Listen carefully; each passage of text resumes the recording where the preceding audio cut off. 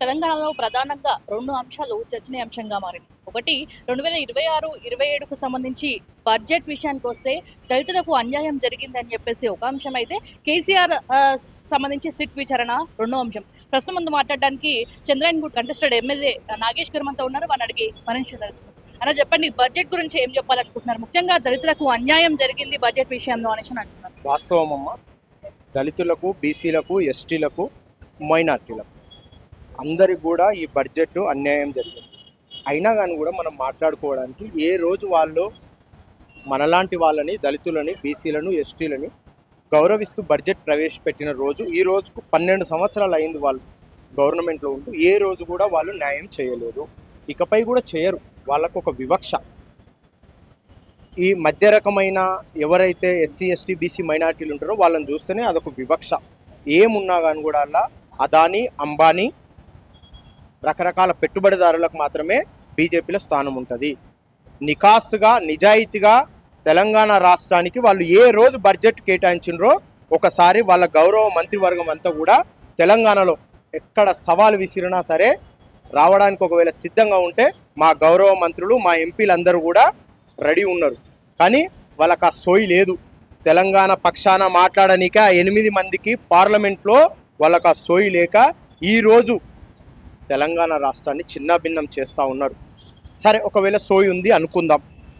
మరి తెలంగాణ రాష్ట్రానికి బడ్జెట్ ప్రవేశపెట్టేటప్పుడు వీళ్ళు కూడా గౌరవ మంత్రి, కేంద్ర మంత్రి హోదాలో ఉన్నారు కదా, వీళ్ళ దృష్టికి అయితే కొంచెం వచ్చే ఉంటుంది కదా. మరి ఎందుకు ఈ వివక్ష అని చెప్పి అడగనీక మీకు ధైర్యం లేదా? ఒకవేళ వీళ్ళు అట్లా అడిగినారు అనుకో, వీళ్ళది ఎంబటే మంత్రి పదవి కట్ అయిపోతుంది. ఉన్న ఇద్దరిది కట్ అయిపోతుంది. వాళ్ళందరితోని ములాఖాత్తో ఉంటారు.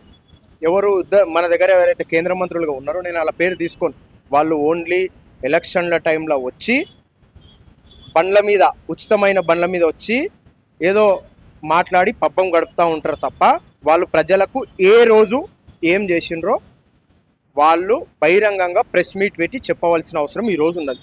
కానీ ఇంకొకటమ్మ, మీ ద్వారా నేను వాళ్ళకి ఏం సూచన చేస్తున్నా అంటే, తెలంగాణలో పుట్టిన వాళ్ళకు మాత్రం ఎక్కడో రోషం ఉంటుంది. మరి బండి సంజయ్, కిషన్ రెడ్డి గారికి ఎందుకు లేకుండా, ఈ రోషం ఎందుకు లేకుండా పోయింది అనేది మీ ద్వారా నేను అడుగుతున్నా.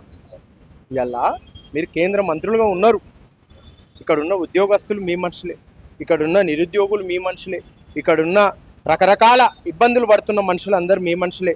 ఎస్సీ, ఎస్టీ, బీసీ, మైనార్టీ ఈ కులాలను రక్షించుకోవాల్సిన బాధ్యత కేంద్రంలో ఉంటూ మీరు ప్రత్యేకంగా కంకణం కట్టుకొని ఇక్కడున్న ప్రజలను రక్షించుకోవాలి తప్ప ఇలా కేంద్రం ఇచ్చిన బడ్జెట్కు చప్పట్లు కొట్టుకుంటూ ఉత్సాహాలు చేసుకుంటూ చేస్తూ ఉంటే ఏ రకంగా వీళ్ళు పరిపాలన ఉందో తెలంగాణ రాష్ట్ర ప్రజలు చూస్తూ ఉన్నారు. మిమ్మల్ని నమ్మరు, ఇప్పుడు కాదు ఎప్పుడు కూడా నమ్మరు. ఎందుకంటే మీరు ఓన్లీ కృష్ణపక్షం అదేదో పక్షాలు ఉంటుండే ఆ రకాలుగా మారిపోయినారు తప్ప మీకు ఎలాంటి సోయి తెలంగాణ మీద లేదు. ఒకవేళ సోయి ఉంటే మళ్ళీ కూడా ఇంకా టైం ఉంది. మీరు అగైన్ మళ్ళీ తెలంగాణ బడ్జెట్ మీద రివ్యూ చేసి నరేంద్ర మోడీ గారితో, అమిత్ షా గారితో కూర్చొని తెలంగాణ వర్కౌట్ అవుతుంది అంటే కేంద్ర మంత్రులే కదమ్మా వాళ్ళది, కూర్చొని రాష్ట్రం, తెలంగాణ రాష్ట్రం ఏ విధంగా ఉండే, తెలంగాణ రాష్ట్రం ఇప్పుడు ఏ విధంగా ఉంది, గౌరవ ముఖ్యమంత్రి ఏ విధంగా నడుపుతూ ఉన్నాడు అనేది ఒకసారి ఆలోచన చేస్తే మాత్రం ఏమన్నా చేయొచ్చమ్మా. గవర్నమెంట్లు ఉంటే బరాబర్ చేయొచ్చు, అన్ని వాళ్ళవే ఉన్నాయి. ఇవాళ మేము ఎక్కడెక్కడ అవుతున్నామో ఈ రాష్ట్రాలకు తప్ప, కాంగ్రెస్ పాలించే రాష్ట్రాలకు తప్ప మిగతా రాష్ట్రాలకు అన్నిటికీ కూడా ఫుల్ ఫ్లెడ్జ్గా న్యాయం జరిగింది. కాంగ్రెస్ ప్రభావిత ప్రాంతాలు, అదేవిధంగా తెలంగాణ టోటల్గా బడ్జెట్ ఇవ్వకపోతే అక్కడ చిన్న భిన్నం అయిపోతుంది. మేము అక్కడ కూడా మా కండువా వేసుకోవచ్చు, మా బల ప్రదర్శన చేయొచ్చు అనుకుంటారు. కానీ ఇక్కడ ప్రజలు విఘ్నులు. అంటే ముఖ్య ఉద్దేశం ఏమనుకుంటున్నారు అన్న? దళితులకు అన్యాయం జరగడానికి బడ్జెట్ విషయానికి ముఖ్య ఉద్దేశం ఏమనుకుంటారు? ఖచ్చితంగా ఇది అన్యాయం అమ్మా. ఇది ఎప్పుడు కూడా న్యాయం జరగలేదమ్మా. ఈ రోజున కాదు, దళితులకు అంబేద్కర్ గారిని, రాజ్యాంగాన్నే వీళ్ళు విమర్శించిన వాళ్ళు, కామన్ ప్రజల మీద వీళ్ళకి ఏం సోయి ఉంటుందమ్మా? ఎట్లా సోయి ఉంటుందమ్మా వీళ్ళకు? రాజ్యాంగాన్నే వీళ్ళు వ్యతిరేకించిండ్రు.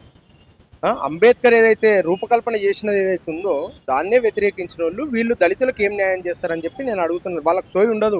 వాళ్ళకి ఏమున్నా కానీ కూడా అప్పర్ లెవెల్ అదానీ, అంబానీ ఆ లెవెల్లో వాళ్ళకి సరిపోతారు. మనలాంటి వాళ్ళు బీసీ, ఎస్టీ, మైనార్టీలను అయితే వాళ్ళు మర్చిపోయినరు.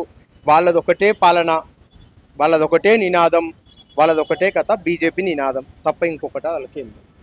అంటే మీరు ఎట్లా అయితే వాళ్ళు మద్దతు పార్టీ అని వాళ్ళని ఎట్లా అంటారో మిమ్మల్ని కూడా కాంగ్రెస్ అంటే ముస్లిం, ముస్లిం అంటే కాంగ్రెస్ అని మిమ్మల్ని అంటారు. అది అలా భ్రమ. నిద్రలో ఉండి మాట్లాడిన వాళ్ళకి మేము ఏం చేస్తాం, హుషారుగా ఉండి మార్నింగే పొద్దున్నే లేచి అన్నిటి మీద ఆలోచన చేసి రివ్యూ చేసి రాష్ట్రం మీద సోయి ఉన్నోళ్ళకు, రాష్ట్రం మీద అభిమానం ఉన్నోళ్ళకు, ఇక్కడున్న అభిమానులందరికీ, ఇక్కడున్న మతాలన్నిటికీ న్యాయం చేసేటోళ్ళ ఆలోచన ఉంటేనేమో వాళ్ళు ఏమన్నా మాట్లాడతారు.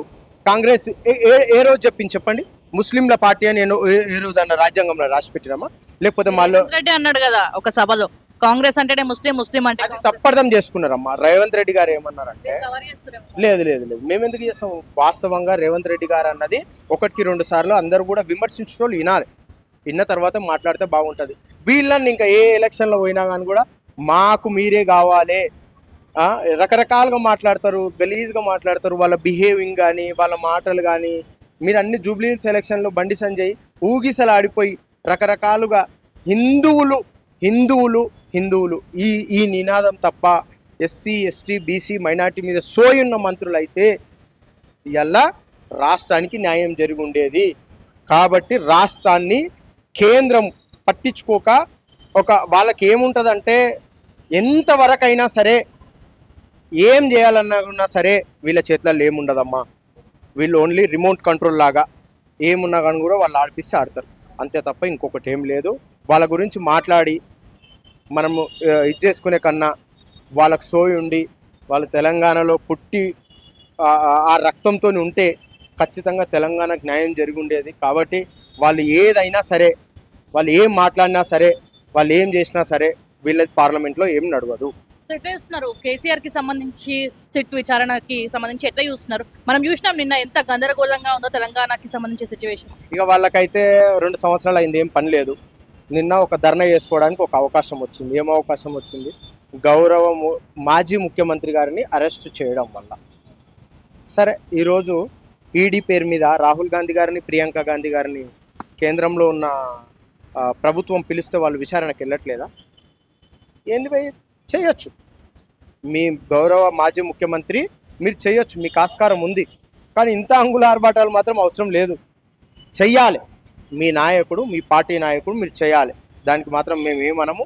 మీకు అవకాశం ఒకటి వచ్చింది, చలో అది అక్కడికే అయిపోయింది, ఇక మీద మీకు అవకాశం రాదు. గవర్నమెంట్ గురించి మాట్లాడి చేస్తే దాన్ని మేము యాక్సెప్ట్ చేస్తాం. నీ ఇంటి కోసం నువ్వు చేసుకుంటే, నీకు సంతోషం కోసం చేసుకున్నావు, ప్రజలకు సంతోషం అయిందా? ఎవడొచ్చిండమ్మా? ఎవడన్నా ప్రజలు వచ్చిండ్రా? వాళ్ళే కూర్చున్నారు, బీఆర్ఎస్ వాళ్ళే కూర్చున్నారు. దాంట్లో ఏముంది? వాళ్ళ కొత్త ఏం కాదు కదా. వాళ్ళ నాయకుని గురించి వాళ్ళు జపం చేయడం నాయకుడు కదా. నికాసుగా అయ్యి ఉంటే, నిజాయితీగా కేసీఆర్ని పిలిస్తే ప్రజలందరూ వచ్చి కూర్చోటా ఉండే. ప్రజలు లేరు, అంతా వాళ్ళ భజన చేస్తుండే కదా. కేటీఆర్, హరీష్ రావు, కేసీఆర్ భజన చేస్తుండే ఉన్నారు తప్ప మిగతా కొత్తోడు ఎవరు లేడు. వాళ్ళకు 2 సంవత్సరాల నుంచి ఈ కోణంలోనైనా బయటకు వచ్చినందుకు నేను సంతోషిస్తున్నాను. ఎందుకంటే వాళ్ళకు మేము ఇచ్చిన గ్యారంటీలు అన్నీ కూడా ఫుల్ఫ్లెడ్జ్గా బరాబర్ అనుకుంటాం. మేము వచ్చే ఎన్ని సంవత్సరాలు అయిందన్న? 2 సంవత్సరాలు అయిందమ్మా. ఇంకా మాకు మిగతా చాలా టైం మిగిలింది. మా సీఎం గారు దాదాపు 15 రోజులు పెట్టుబడిదారులను అందరినీ తీసుకొచ్చి రాష్ట్రానికి ఏం చేస్తే మంచిగా ఉంటుంది, ఏం చెయ్యాలి, 18 గంటలు పని చేస్తా అని చెప్పిండు. రేవంత్ రెడ్డి నేను కూడా బట్టబాద్ మాటలు, లంగా మాటలు, దళాల మాటలు చాలా మాట్లాడతా. నీకంత సోయి ఉంటే గీడున్న అసెంబ్లీకే రావు. గీడికి నిన్ను ఇంటికి పోయి ఆహ్వానం ఇస్తే నువ్వు అసెంబ్లీకే రానువి. నువ్వు ఆడ పోయి విదేశాలల్లో ఎంత ఇబ్బందులు ఉంటాయో ఏముంటాయో నీకు కూడా ఒక గౌరవ మీ నాన్న గౌరవ సీఎం హోదాలో ఉండే ఆయనను విమర్శిస్తే ఈరోజు నీ గుండెకి ఇంత ఇబ్బంది అవుతుందో, మాకు కూడా రేవంత్ రెడ్డిని విమర్శిస్తే అంత గుండె కూడా మాది కూడా చలించిపోతుంది. దయచేసి నోరు అదుపులో పెట్టుకొని మాట్లాడాలని చెప్పి వాళ్ళందరూ కూడా సూచన. అంటే విదేశాలకు పోవాలంటే 2-3 రోజులు కాలక్షేపానికో ఫ్యామిలీతోనే పోతాడు. ఎవడన్నా సోయున్నోడు మాట్లాడే మాటలేనా అమ్మాయి ఇది? ఎవడన్నా మాట్లాడతాడా? గౌరవ మంత్రులను తీసుకొని పోయి, గౌరవ ఐఏఎస్లను తీసుకొని పోయి, ఐపీఎస్లను తీసుకొని పోయి వస్తే పర్యటనకు పోయిండని అంటారు. బట్టగాల్చి మీదేయడం మీ అలవాటు, తూడ్చుకొని పోవడం మా అలవాటు. అది మా కాంగ్రెస్ పార్టీకి ఎన్నో పార్టీలు పోయినాయమ్మా. ఇది పార్టీ మాకు ఇవాళ కొత్తగానా? ఏం కాదు. ఎక్కడ కూడా తెలంగాణ రాష్ట్రంలో ఏ ఎన్నిక వచ్చినా కాంగ్రెస్ పక్షాననే ఉంటుంది. కాంగ్రెస్ విజయ లక్ష్యమే రేవంత్ రెడ్డి గారి లక్ష్యం. ఇక్కడ అభివృద్ధే రేవంత్ రెడ్డి గారి లక్ష్యం. చూసిండొచ్చు మీరు ఏదైతే బీఆర్ఎస్ కి సంబంధించిన నేతలు రేవంత్ రెడ్డి దిష్టి బొమ్మ దహనం చేయడం కావచ్చు, రేవంత్ రెడ్డి ఫోటో పట్టుకుని చెప్పుతో కొట్టడం కావచ్చు, దాన్ని ఎట్లా చూస్తారు మరి? ఇక మేము కూడా చాలా చేయాల్సి వస్తుంది, కానీ సరే నాకు కూడా కొద్దిగా మనసులో బాధ ఉంది. కానీ గతంలో బీఆర్ఎస్ పాలించిన రోజులలో మేము ఏ రోజు కూడా గౌరవ కేసీఆర్ గారిని గౌరవంతోనే చూసినాం. నికాస్ అయిన పార్టీ నాయకులు ఎవడైనా సరే గౌరవ ముఖ్యమంత్రిని గౌరవిస్తారు. ఎవడైతే ఈరోజు ఇబ్బందిగా నిన్న మాట్లాడినా సరే, దిష్టి బొమ్మ దానం చేసినా సరే, రకరకాలుగా ఏం చేసినా సరే, దేవుడు అంటోడు ఒకడు ఉంటాడు. ఖచ్చితంగా రేవంత్ రెడ్డి గారు కష్టపడే వ్యక్తిగా చరిత్రలో నిలిచిపోతాడు.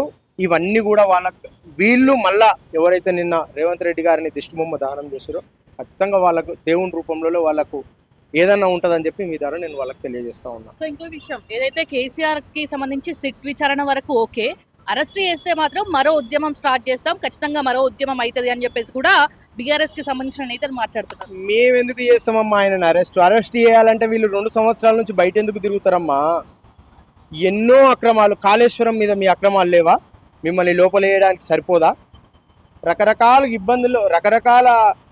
ఇబ్బందులల్లో ఉన్నా సరే మేము మిమ్మల్ని మా గౌరవ ముఖ్యమంత్రి వర్యులు ఎన్కేసుకొని వచ్చి వీళ్ళని బయట ఉండడానికి ఆస్కారం చూపిస్తుండే తప్ప ఇలా ఆయనను విమర్శించి ఆయన ఎన్ని ఇబ్బందులు పెట్టినా కానీ కూడా మిమ్మల్ని లోపల ఏడాయన. ఎందుకంటే లోపల ఉండే ఆ బాధ ఆయనకు తెలుసు, ఆ యొక్క మీరు పెట్టే ఇబ్బందులు కూడా ఆయనకు తెలుసు. కాబట్టి నేను మీకు ఒకటే చెప్తున్నా, మీరెన్ని ప్రలోభాలు పెట్టినా కానీ కూడా క్రమశిక్షణగా మేము ఉంటాము, మా నాయకులు ఉంటారు, మా గౌరవ ముఖ్యమంత్రి ఉంటారు, మా పిసిసి అధ్యక్షులు ఉంటారు, మా పార్టీ ఉంటుంది. మీరు మాత్రం ఎవరైనా సరే గౌరవ ముఖ్యమంత్రి వర్యుల గురించి, మా కాంగ్రెస్ పార్టీ గురించి మాట్లాడితే ఖచ్చితంగా మూల్యం చెల్లించుకుంటారు. ఈ 15 రోజులల్లో మీరు ఎలక్షన్లు ఉన్నాయని చెప్పి మున్సిపల్ ఎలక్షన్ల గురించి వాళ్ళు బైఠాయించారు, కానీ వాళ్ళ సీఎం గారి మీద, వాళ్ళ ఎవరైతే కేసీఆర్ గారి మీద వాళ్ళకి ఏం లేదమ్మా. ఎందుకంటే మా ముఖ్యమంత్రి గారిని, మా కేసీఆర్ గారిని లోపల తీసుకోపోయినారు అనేది భజన చేస్తే పబ్లిక్ తెలుస్తుంది. దానివల్ల ఏమైనా ఓట్ బ్యాంక్ ఏమైనా కవర్ అవుతుందని నేను కాలక్షేపం సింపతిగా పోయిండ్రు తప్ప ఇంకొకటి ఏం లేదమ్మా. రాబోయే మున్సిపల్ ఎలక్షన్లలో 101% మేము మంచి రిజల్ట్ మీ ముందే మేము ప్రవేశపెడతాం. ఆ రోజు మీడియా ముందు కనీసం ముఖం ఎత్తుకోలేక వాళ్ళు ఉంటారని చెప్పి మీ ద్వారా తెలియజేస్తాం. కేటీఆర్ కూడా అనడం జరిగింది కదా, కాంగ్రెస్ పార్టీకి సంబంధించి 6 గ్యారెంటీలు 420 హామీలు పక్కన పెట్టి కాలయాపన చేస్తున్నారు, పబ్లిక్ ని డైవర్ట్ చేస్తున్నారు, ఇదే పనిగా పెట్టుకున్నాడు రేవంత్ రెడ్డి అంటాడు. రావాలి, సవాల్కు రావాలి. కేటీఆర్ గారు ఏడికి సవాల్ విసిరినా సరే, ఏ శాఖకు సంబంధించిన మంత్రి ఉన్నా ఆ సంబంధించిన శాఖ మంత్రి వర్యులతో మేము సవాల్ చేపిస్తాం. ఎందుకంటే కేటీఆర్ గురించి మాట్లాడకుండా కానీ కూడా మా మంత్రుల మీద మా నమ్మకం ఉంది, మా పార్టీ మీద మాకు నమ్మకం ఉంది. మేము వాళ్ళని పంపిస్తాం, రమ్మని చెప్పండి. అరే సరే, ఒకవేళ మీరు మాట్లాడాలి అసెంబ్లీ సమావేశాలలో మీరు మాట్లాడితే రాష్ట్రం కాదు దేశంలో ఉన్న ప్రజానాయకులు, ప్రజలు, అదేవిధంగా కవులు, కళాకారులు అందరు చూస్తారు. మరి మీరు అసెంబ్లీ నుంచి దెంకపోయిన వాళ్ళు ఇవాళ మీరు ఏ రంగా మాట్లాడతారు? 420 హామీలు పక్కకు పెట్టి 6 గ్యారెంటీలు మీరు చేయండి అని. 6 గ్యారెంటీలు చేస్తాము, అన్ని గ్యారెంటీలు చేస్తాం. నీకెందుకు ఉలిక్కి పడుతున్నావు? ఉలిక్కి పడకు.